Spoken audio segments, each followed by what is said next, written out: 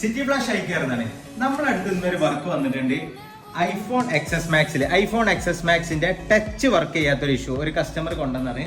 ഇതിന്റെ ടച്ച് ഈ കസ്റ്റമർ 2-3 ഷോപ്പിൽ കൊടുത്തിട്ടൊന്നും റെഡി ആവാതെ 2-3 ഷോപ്പിൽ കൊടുത്തിട്ട് അവരൊക്കെ ട്രൈ ചെയ്തിട്ട് റെഡി ആവാതെ നമ്മുടെ അടുത്ത് കൊണ്ടുവന്നാണ്. അപ്പൊ ഇതിന്റെ എന്താണ് കംപ്ലൈന്റ് എന്ന് ഞാൻ ഇതിന്റെ ബോർഡ് ജസ്റ്റ് അയച്ചിട്ട് കാണിച്ചു തരാം.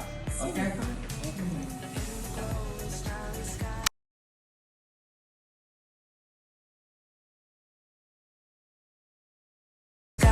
IPhone XS Max sandwich mother ബോർഡാണ്. ഇതിന്റെ സാൻഡ്വിച്ച് മദർ ബോർഡില് ഒരു മദർ ബോർഡ് മറ്റേ മദർ ബോർഡ് ബെൻഡ് ആയിട്ടാണത്.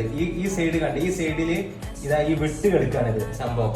അപ്പൊ ഇതിന്റെ പ്രിന്റ് ഒക്കെ മിസ് ആയിട്ടുണ്ടാവും. ഇത് നമ്മൾ ഈ മദർ ബോർഡ് സെപ്പറേറ്റ് ചെയ്യുമ്പോൾ നമുക്ക് മനസ്സിലാവും ഇതിന്റെ എന്താണ് ഇഷ്യൂ പ്രശ്നങ്ങളൊക്കെ.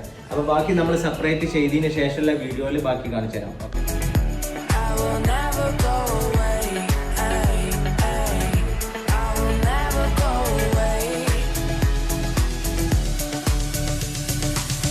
നമ്മളെ എക്സസ് മാക്സ് റെഡി ആയിട്ടുണ്ട്. ടച്ച് വർക്ക് ചെയ്യാത്ത കംപ്ലൈന്റ് പെർഫെക്റ്റ് ആയിട്ടുണ്ട്. Okay, touch